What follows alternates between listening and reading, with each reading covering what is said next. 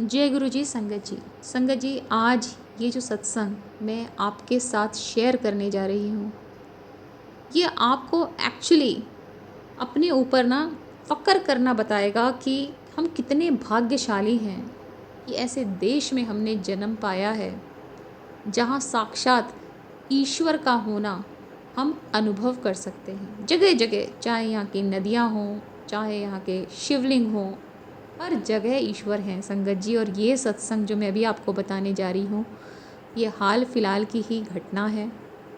शिव पुराण में ये लिखा है संगत जी कि सारी सृष्टि जो है, जब कुछ नहीं था तो भी शिव थे और शिव ने ही सब बनाया है। और हर भगवान में, हर जीव में शिव तत्व है। शिव जी के एक भाग से ब्रह्मा जी निकले तो एक से विष्णु जी, और विष्णु जी के अवतार कौन? कृष्ण। तो चलिए, आज का जो ये सत्संग है, बहुत बहुत अच्छा सत्संग है जो आपको ये बताएगा कि कितनी पावर्स, कितनी शक्तियाँ हमारे इर्द गिर्द हैं, ईश्वरीय शक्तियाँ जिसे कहना चाहिए, उनकी कृपा, उनका आशीर्वाद। बस हमें सिर्फ महसूस करने की देर है। ईश्वर हमसे कुछ नहीं चाहते, सिर्फ प्यार चाहते हैं, प्यार।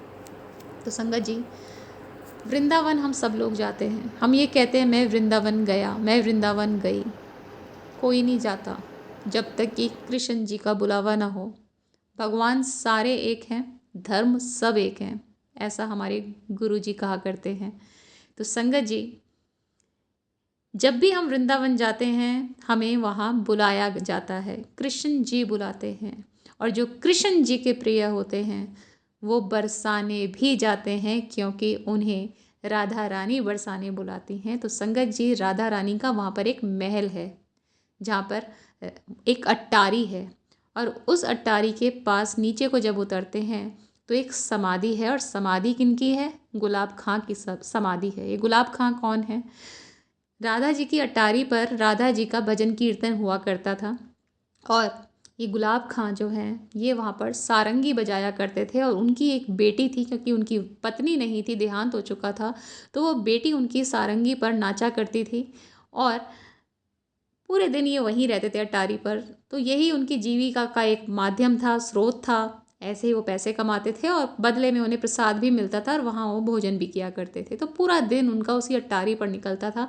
धीरे धीरे समय बीता, राधा बड़ी होने लगी, तो मंदिर के जो राजमहल के अंदर राधा रानी को भोग लगाने जाते थे गोस्वामी जी, उन्होंने कहा राधा अब बड़ी हो रही है गुलाब खां, तो अब इसकी शादी करनी चाहिए। गुलाब खां कहते हैं कि मेरी कहाँ इतनी औकात, मैं इसकी शादी कर दूँ। तो सबने मिलकर उस बच्ची की, राधा की शादी की।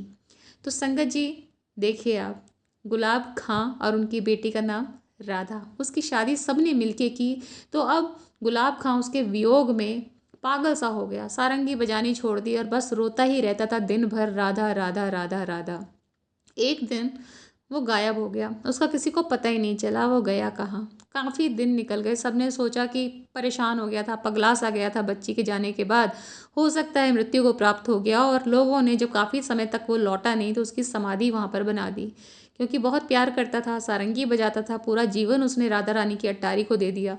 तो संगत जी, कुछ टाइम बाद जब गोस्वामी जी राजमहल की सीढ़ियों से उतरकर राधा रानी को भोग लगाकर आ रहे थे, पीछे से एक आवाज़ आती है और बोलते गोस्वामी जी राधे राधे। गोस्वामी जी जब पलट कर देखते हैं तो संगत जी, सामने गुलाब खां खड़े हैं। गोस्वामी जी घबरा जाते हैं, कहते हैं तुम हो? हम तो तुम सोचे कि तुम हो नहीं, तुम चले गए और हमने तुम्हारी समाधि बना दी। कहते मैं कहाँ जाऊँगा, मैं तो यहीं रहता हूँ। कहते हैं हमें तो तुम दिखते नहीं हो। तो तब वो बताता है गुलाब खां कि एक दिन मैं ऐसे ही रात में रो रहा था, राधा राधा करते हुए, तो एक बच्ची मेरे पास आई, बोलती है कि बाबा आज सारंगी नहीं बजाओगे, आज सारंगी नहीं बजाओगे तो मैं नाचूंगी कैसे। और बस मैंने सारंगी बजानी शुरू करी, और बच्ची मुझे महल में ले गई अंदर, और वहाँ पर मैंने कृष्ण जी को देखा, और राधा रानी की रास लीला वो करते हैं और मैं वहाँ सारंगी बजाता हूँ, और अब तो मैं महल में ही रहता हूँ। कहता है गोस्वामी जी से, अभी तो आपने पान का भोग लगाया है ना राधा रानी को, देखो उन्होंने मुझे ये पान का बीड़ा निकाल कर दिया है मुझे खाने के लिए। और वो वही बीड़ा निकाल कर दिखाता है जो गोस्वामी जी अभी महल के अंदर राधा रानी को भोग लगा कर गए हैं। तो संगत जी, कहा जाता है कि वो जो अट्टारी है वो इतनी एनर्जी वहाँ पर है कि ब्रह्मांड के देवी देवता वहाँ पर नतमस्तक होते हैं उस ऊर्जा को लेने के लिए। और ऐसे बहुत से संत वहाँ हुए जो जिंदा ही वहाँ से गायब हो गए। तो संगत जी, गुलाब खां ने जब ये बात बोली गोस्वामी जी को, उसके बाद वो फिर से गायब हो गया और उसके बाद भी कभी किसी को नहीं दिखा। आज भी गुलाब खां हैं, पर उस महल के अंदर जहाँ साक्षात कृष्ण जी और राधा रानी रास लीला करते हैं। तो संगत जी, सारे ईश्वर हैं, ऐसे के ऐसे ही हैं।